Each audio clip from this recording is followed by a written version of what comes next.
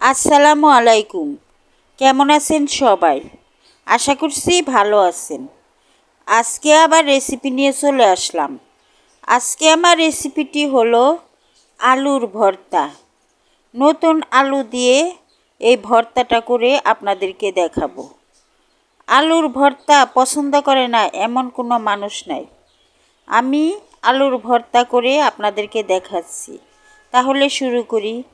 এখানে আলু সিদ্ধ দিয়েছি। এই আলু দিয়েই আমি ভর্তা করে আপনাদেরকে দেখাবো।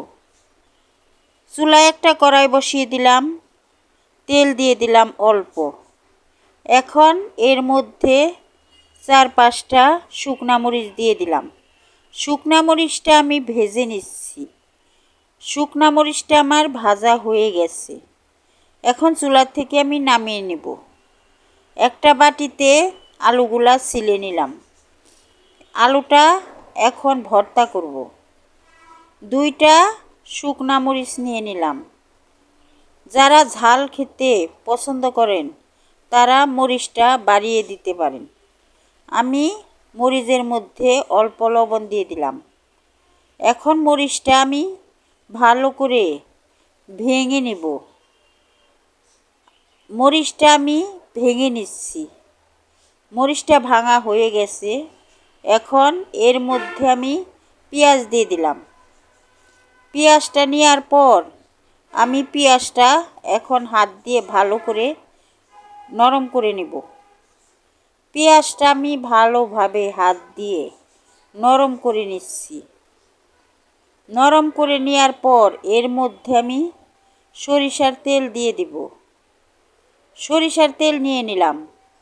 এখন পেঁয়াজ আর মরিচের মধ্যে সরিষার তেল দিয়ে দিলাম।